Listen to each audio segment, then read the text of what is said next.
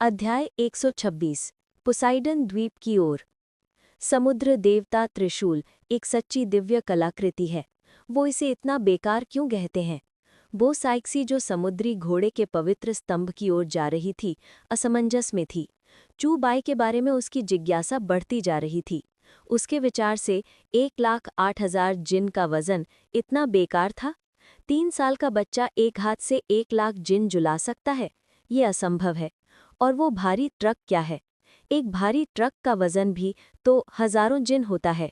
क्या वो भी एक दिव्य कलाकृति हो सकती है? बो साइक्सी ने इस विचार को अस्वीकार कर दिया।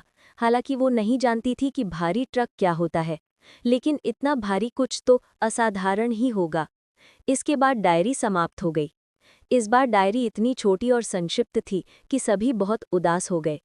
चूबाई सचमुच छोटा होता जा रहा था। मेज़बान ने शिकायत डायरी का निर्माण पूरा कर लिया है और उसकी आत्मिक शक्ति बढ़कर 65 स्तर तक पहुंच गई है। अपने शरीर में प्रचुर आत्मिक शक्ति का अनुभव करते हुए चूबाई बहुत खुश हुआ।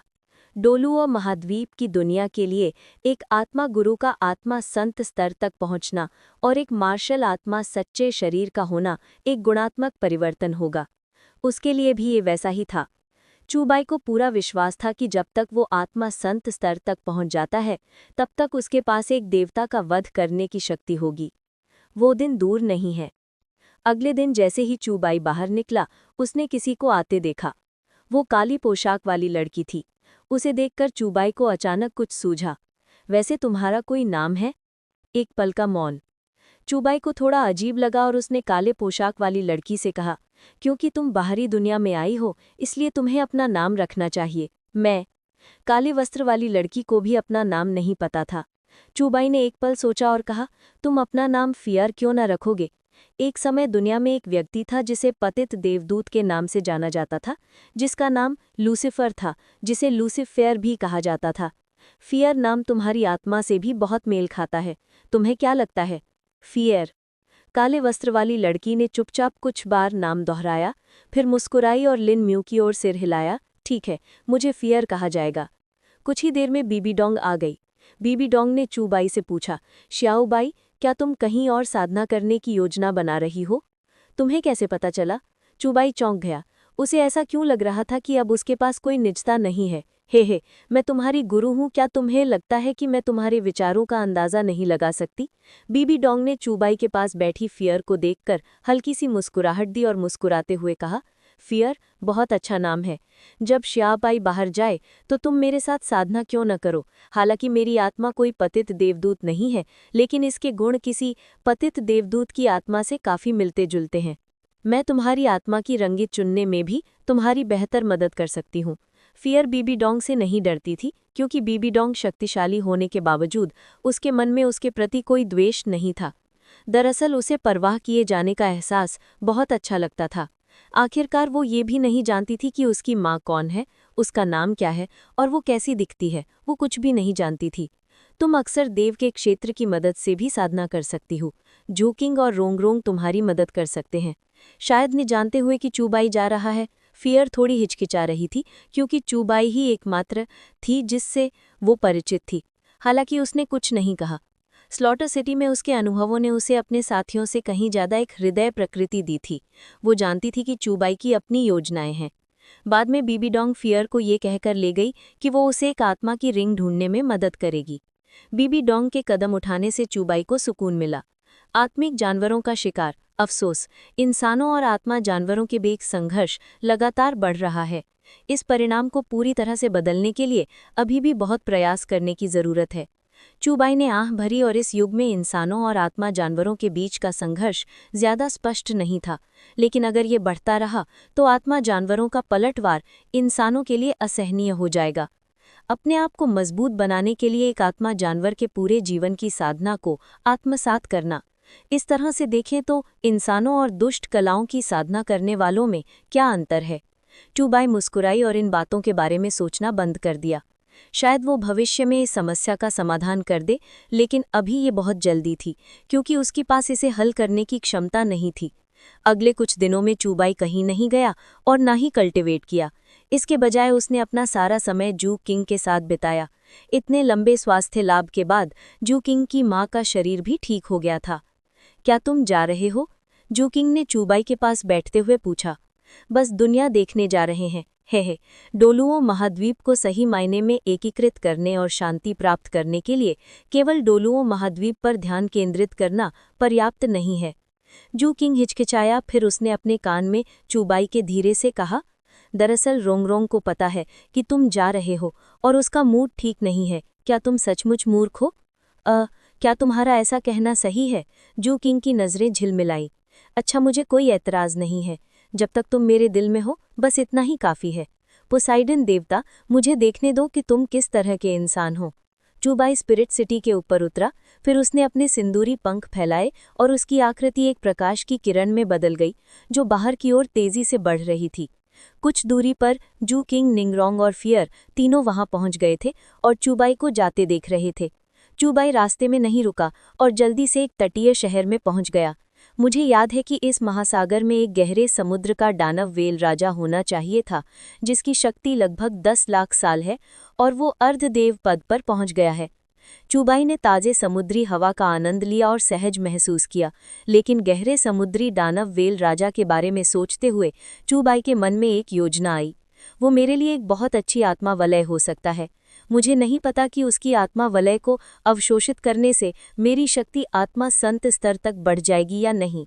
चूबाई ने दूसरों की तरह नाव से समुद्र देवता द्वीप की यात्रा करने का विकल्प नहीं चुना, बल्कि उसकी आकृति हवा में मंडरा रही थी, और जैसे जैसे उसकी आत्मिक शक्ति बढ़ती गई, उसके पीठ कर सिंदूरी पंख धीरे धीरे कुनपैंग पंख में बदल गए, जिससे यिन और यांग की शक्ति निकल रही थी।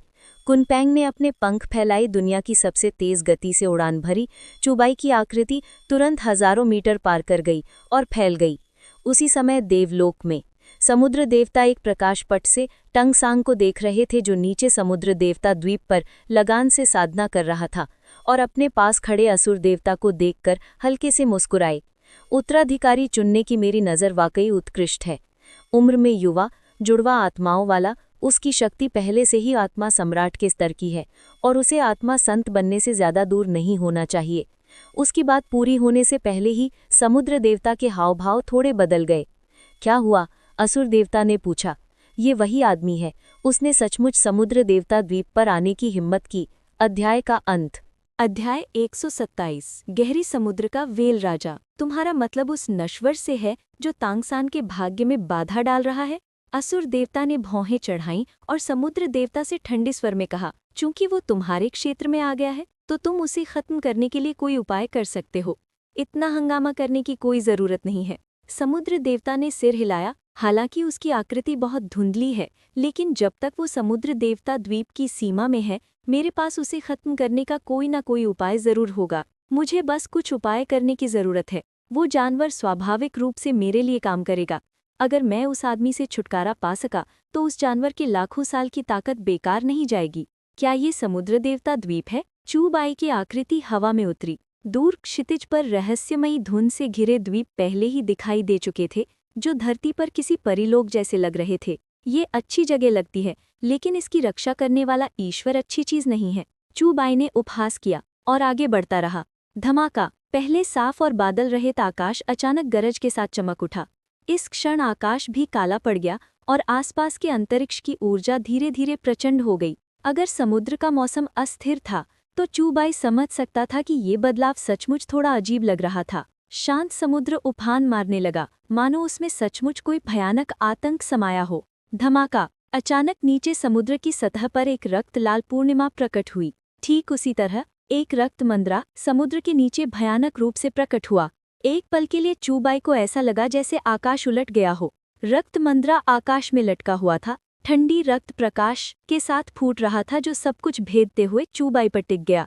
ये है। चूबाई अराजकता आभा से घिरा हुआ था, और पंगु कुल्हाड़ी भी उसके हाथ में आ गई। कौन मानेगा कि ये सामान्य मौसम है? गर्जना! एक आसमान चीरने वाली गर्जना सुनाई दी। इस क्षण समुद्र की सतह मानो फट गई। एक क्षण भंगुर छाया जैसी लहर अचानक चीरती हुई चूबाई के सामने प्रकट हुई। उसके साथ वो रक्तिम मंदरा भी था। इस क्षण चूबाई को अचानक एहसास हुआ, वो रक्तिम मंदरा सचमुच टिमटिमाने लगा, मानो वो कोई नेत्र गोलक हो। धीरे धीरे सिकुड़ने लगा।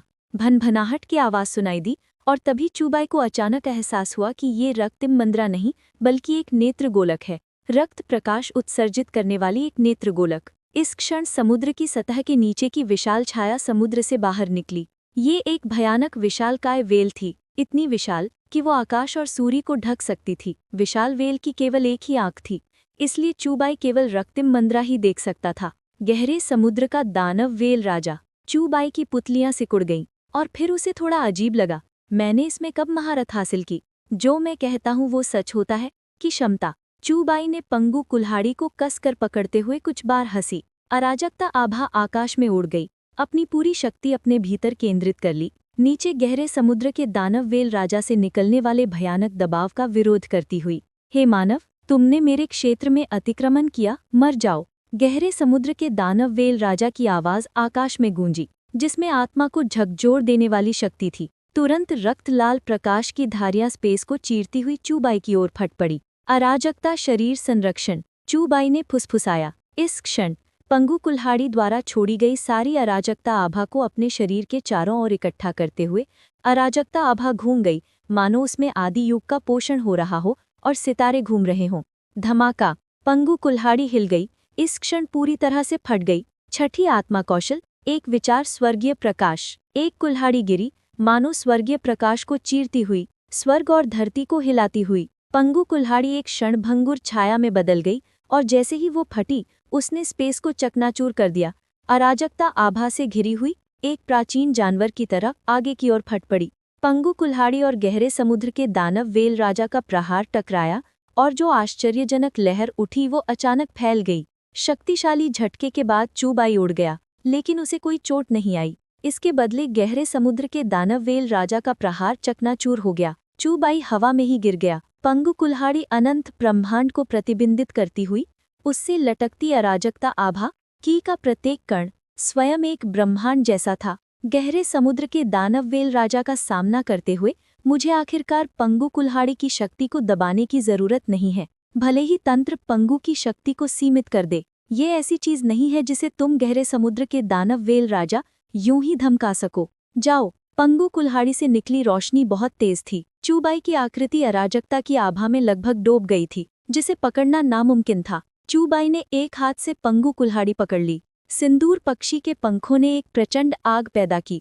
सिंदूर पक्षी की आग तेजी से पंगु कुल्हाड़ी पर चढ़ गई और अनंत प्रकाश बिखेरने लगी। अगर यहाँ और लोग होते तो शायद वो खुद को शाप देने से नहीं रोक पाते। ये एक आत्मा सम्राट है। एक आत्मा सम्राट ने एक अमर सम्राट की आभा बिखेरी। क्या अभी भी कोई कानून है? ये दानव वेल राजा की आंखें झपकी, मानो वो पंगु कुल्हाड़ी के भयानक आभा से दंग रह गया हो, लेकिन फिर भी उसने अपनी चाल चली ही दी। हालांकि उसकी आभा प्रचंड थी, लेकिन इस व्यक्ति की शक्ति केवल एक आत्मा सम्राट जितनी थी। वो किस तरह की लहरें उठा सकता है? मर जाओ। गहरे समुद्र के दानव वेल राजा ने अपना असीम मुख खोला और भीतर से लगातार भयानक ऊर्जा के उतार चढ़ावों को बाहर निकालते हुए एक आकाश विधेरी रक्त लाल प्रकाश में परिवर्तित हो गई, जिसने चूबाई को जकड़ लिया। इस अत्यंत भयानक दबाव को महसूस करते हुए चूबाई अब छिपने की हिम्मत नहीं जुटा पाया। जैसे ही पंगु कुल्हाड़ी की रोशनी फिर से तेज हो गई, समय का अनंत सागर उसके पीछे ढह गया, जिससे वीरान की आकृति प्रकट हुई। इसी क्षण चूबाई ने अपनी दो महान आत्माओं को एक साथ मुक्त कर दिया। समय के रून्स ने चूबाई को घेर लिया, जिससे वर्षों की एक घंटी बन गई। रून्स की शक्ति तेजी से फैल गई, चूबाई के शरीर की रक्षा करते हुए और गहरे समुद्र के दानव वेल राजा के सभी आक्रमणों को रोकते हुए। क्या? गहरे समुद्र के दानव वेल राजा स्तब्ध रह गया। ये कैसी आत्मा क्षमता है? वर्षों की घंटी ने चूबाई के सभी हमलों को रोक दिया और इसी क्षण पंगु कुल्हाड़ी का प्रहार भी अपने चरम पर पहुंच गया। गहरे समुद्र के दानव वेल राजा के शरीर पर प्रहार करते हुए धमाका, रक्त लाल प्रकाश आकाश में उछला, जिससे चूबाई उड़ गया और इसी क्षण समुद्र की सतह हिंसक रूप से उछली, जिसके साथ गहरे समुद्र के दानव वेल राजा की दर्द भरी चीखें भी सुनाई दी। प्रकाश लुप्त हो गया और गहरे समुद्र के दानव वेल राजा की आकृति उभर आई।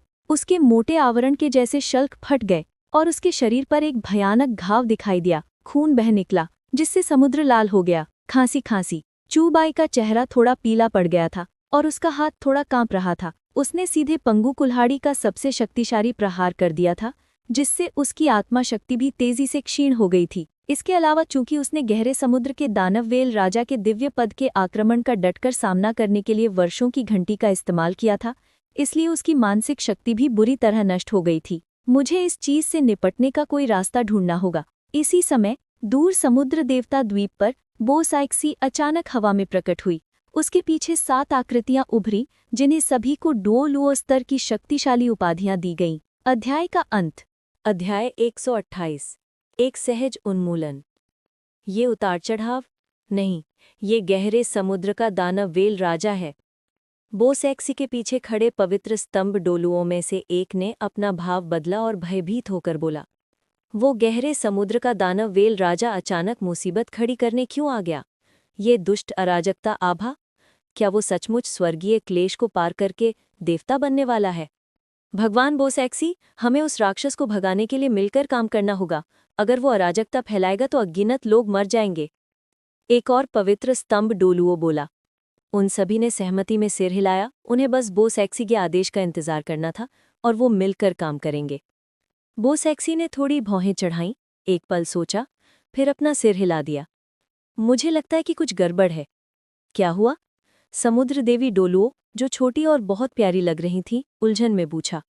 गहरे समुद्र के दानव व्हेल राजा के चारों ओर ऊर्जा का एक उभार भी है। बो सैक्सी की पुतलियों की रोशनी टिमटिमा रही थी। उसे कुछ समझ नहीं आ रहा था, या शायद वो उलझन में थी और उसे कुछ अविश्वास हो रहा था। क्या गहरे समुद्र के दानव व्हेल राजा का कोई सहायक है?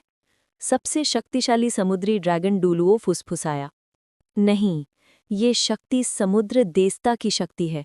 बो सैक्सी को अपने ही फैसले पर यकीन करना मुश्किल लग रहा था, लेकिन समुद्र देवता द्वीप की महापुरोहित होने के नाते वो समुद्र देवता की ऊर्जा से अच्छी तरह से वाकिफ थी। क्या? 7 पवित्र स्तंभ डोलुओं के हावभाव अचानक बदल गए। ये कैसे हो सकता है? गहरे समुद्र के दानव व्हेल राजा को समुद्र देवता से सबसे ज्यादा नफरत होगी, लेकिन क्या ऐसा हो सकता है कि गहरे समुद्र के दानव व्हेल राजा समुद्र देवता से लड़ रहे हों? घोड़ा डोलुओ बो सैक्सी की बातों का खंडन करना चाहता था। बो सैक्सी के चेहरे पर एक जटिल भाव उभरा, फिर उसने कहा, कोई बात नहीं, पहले स्थिति का निरीक्षण करते हैं। ये निश्चित है कि गहरे समुद्र का दानव व्हेल राजा किसी से लड़ रहा है। ठीक है। हालांकि 7 पवित्र स्तंभ डोलुओ अनिच्छुक थे, लेकिन बो सैक्सी पहले ही बोल चुकी थी और उनके पास कोई और विकल्प नहीं था। मानव, तुम्हारे पास वास्तव में कुछ तरकीबें हैं, ये मुझे उम्मीद नहीं थी, लेकिन मेरे लाखों वर्षों की साधना के आधार को कम मत आंकना। गहरे समुद्र के दानव व्हेल राजा ने दहाड़ा और आसपास का समुद्री जल अचानक अनंत वज्र शक्ति से भर गया। गहरे समुद्र के दानव व्हेल राजा की क्षमता केवल जल तत्व ही नहीं थी, बल्कि वज्र शक्ति को नियंत्रित करने की भी क्षमता थी। गहरे समुद्र के दानव व्हेल राजा की ऊर्जा से प्रभावित होकर इस स्वर्ग और पृथ्वी में हवा गरज के और गरज रही थी। मेरे साथ वज्र का खेल? चूबाई ने उपहास किया और वज्र सम्राट की खजाना कला को प्रकट कर दिया। अनंत रून प्रवाहित हो रहे थे। इस समय चूबाई मानो थंडर सम्राट का अवतार बन गया हो, स्वर्गीय दाव की शक्ति धारण किए हुए और आकाश में अनंत गड़ज गड़ाहट को नियंत्रित कर रहा था। गहरे समुद्र के दानव व्हेल राजा के कार्यों ने वास्तव में चूबाई की मदद की थी। वज्र सम्राट की खजाना कला को चरम सीमा तक धकेल दिया गया और स्वर्गीय क्लेश की गरज की धारियां गिरने लगी। उसी समय स्वर्गीय क्लेश की सारी गरज क्लेश प्रकाश की एक धारा में बदल गई, जो आर पार निकल गई, जो वज्र सम्राट खजाना कला का गहन विकास था। 9 स्वर्गों के क्लेश का प्रकाश। धड़ाम! समुद्र का पानी तुरंत वाष्पित हो गया और चूबाई के शरीर के चारों ओर गरज तैरते हुए ड्रैगन की तरह घूमने लगी। नीचे के हमले आपस में टकराए और गहरे समुद्र के दानव व्हेल राजा की दहाड़ स्वर्ग और पृथ्वी में गूंज उठी। रक्त लाल ऊर्जा समुद्री जल को माध्यम बनाकर सभी दिशाओं में लगातार फैलती रही। समुद्र का स्तर फट गया और गरज के साथ दुष्ट शक्ति मिश्रित मानो खूनी हल्की बारिश से भरा आकाश चूबाई की ओर बढ़ रहा था। चूबाई ने अपने कुनपंख पंखों को बुलाया और तेजी से पीछे हटते हुए उसने कुनपंख दिव्य पंखों को संघनित किया, जो दुनिया के सभी नियमों को ढा देने में सक्षम प्रतीत हो रहे थे। जैसे ही कुनपंख भांजती और थंड सम्राट भांजती एक साथ प्रकट हुए, उसके हृदय में एक अजीब सी अनुभूति हुई। चूबाई की हरकतें थम सी गईं। हालांकि गहरे समुद्र के दानव व्हेल राजा को पता नहीं था कि क्यों, फिर भी वो चूबाई की ताकत से थोड़ा सा सतर्क था। उसने मन ही मन सोचा, कोई आश्चर्य नहीं कि वो शापित समुद्र देवता चाहता था कि मैं इस मानव से छुटकारा पालूं। इस मानव के पास जो शक्ति है वो वास्तव में भयानक है और वो केवल आत्मा सम्राट के स्तर का ही है। अगर वो आत्मा डोलुओं तक पहुंच गया तो मुझे डर है। लेकिन उस शापित समुद्र देवता ने मुझे देवता बनने में मदद करने का वादा किया था। क्या वो सचमुच सोचता है कि मैं उसकी बकवास पर यकीन कर लूंगा? लेकिन अब जबकि मैं देवता बनने के एक महत्वपूर्ण चरण में हूं, तो मैं उससे सीधे तौर पर झगड़ा नहीं कर सकता। अगर वो सचमुच मुझे देवता बनने में मदद करता है, तो सबसे पहले मैं तुम्हें मारूंगा, समुद्र देवता। गहरे समुद्र के दानव वेल राजा ने देखा कि चूबाई ने इस समय गति करना बंद कर दिया था, और उसने प्रकाश की एक आश्चर्यजनक किरण को संघनित किया, जो सीधे आकाश में चूबाई की ओर फेंकी गई। अगर ये प्रहार होता, तो संभवतः वो तुरंत नष्ट हो जाता। ये एहसास, ये फिर से प्रकट हुआ है, और ठीक इसी मुहूर्त। इस क्षण चूबाई को बस यही महसूस हुआ कि उसकी दूसरी मार्शल आत्मा एक बार फिर उस विशिष्ट उतार चढ़ाव के साथ प्रस्फुटित हो गई। तुरंत उसके सामने एक प्रकाशमय प्रेत प्रकट हुआ। वो प्रेत धुंधला था, रूनों से घिरा हुआ था, और वो उसे स्पष्ट रूप से नहीं देख सकता था। क्या तुम विरांड हो? चूबाई ने मन ही मन सोचा। उसे हमेशा ऐसा लगता था कि जैसे जैसे वो अपनी दूसरी मार्शल आत्मा में सोल रिंग जोड़ता गया, उसकी दूसरी मार्शल आत्मा भी धीरे धीरे बदल रही थी। कुनपंग भाषती और ठंडा भाषती को एक साथ बुलाने से मेरी चेतना ने तुम्हें अनुभव किया। मैं तुम्हारी मदद करूंगा। एक धीमी आवाज मानो समय और स्थान को पार करते हुए चूबाई के कानों में पड़ी। तुरंत चूबाई का पूरा शरीर कांप उठा। इससे पहले कि वो प्रतिक्रिया कर पाता, उसकी दूसरी मार्शल आत्मा के सभी 5 लाख वर्षों के सोल्डरिंग विरांड थे, जो इस समय उठे मानो लाल लपटों से जल रहे हों और रून संघनित हो गए। अचानक एक गुनगुनाहट सी सुनाई दी। चूबाई चौंक कर ऊपर आसमान की ओर देखा, तो देखा कि अचानक अंतरिक्ष बिखर गया। एक सामान्य सी दिखने वाली प्रकाश किरण फिर भी अपने रास्ते में आने वाली हर चीज को चीरती हुई गहरे समुद्र के दानव वेल राजा की ओर तेजी से बढ़ रही थी। क्या? गहरे समुद्र के दानववेल राजा इस क्षण भयभीत हो गया। वो हिचकिचाने की हिम्मत नहीं करी, और इस क्षण उसके मन में प्रतिरोध करने, बेतहाशा भागने का कोई विचार नहीं था। लेकिन ये सब व्यर्थ था। एक चमकती हुई रोशनी और आसपास का वातावरण शांत हो गया। गहरे समुद्र के दानववेल राजा का शरीर सीधे राख में बदल गया, शून्य लोक में विलीन हो गया। इसके बाद दूसरी मार्शल आत्मा सामान्य हो गई। चूबाई हक्का बक्का रह गया। ये कल्पना भी नहीं कर सकता था कि अभी अभी दिखाई देने वाली मंद लौ ने अचानक गहरे समुद्र के दानववेल राजा के अस्तित्व को मिटा दिया। चूबाई जानता था कि ये हमला नहीं था, बल्कि ये एक निश्चित इच्छा शक्ति का मूर्त रूप था, जिसका अर्थ ये था कि जिस व्यक्ति ने ये कार्य किया, उसने एक ही विचार से गहरे समुद्र के दानववेल राजा का सर्वनाश कर दिया। इसके बाद एक विशेष स्वर्णिम आत्मावलय, 1 लाख वर्ष का आत्मावलय, धीरे धीरे समुद्री तल पर उभरा। मेरे और मेरी दूसरी मार्शल आत्मा के बीच वास्तव में क्या संबंध है? हालांकि चूबाई भ्रमित था, वो इस समय नीचे उतरा और गहरे समुद्र के दानववेल राजा के मल्लाख वर्ष के आत्मावलय और मल्लाख वर्ष के आत्मा अस्थि को अवशोषित करना शुरू कर दिया। गहरे समुद्र के दानववेल राजा का सीधे विनाश हो गया, और जो कुछ बचा है वो उसकी मल्लाख वर्ष की साधना ऊर्जा का प्रकटीकरण है। अगर मैं इसे अवशोषित कर सका, तो मैं आत्मसंत की सफलता के एक कदम और करीब आ जाऊंगा। चूबाई अपने हृदय में उत्साहित था, और उसे अपना पहला मल्लाख वर्ष का आत्मावलय महसूस होने लगा। अराजकता आभा उसके शरीर में व्याप्त हो गई, जिससे चूबाई द्वारा आत्मावलय को अवशोषित करने की प्रक्रिया तेज हो गई, और गहरे समुद्र के दानववेल राजा के आभा के क्षय ने दूर खड़ी भीड़ को स्तब्ध कर दिया।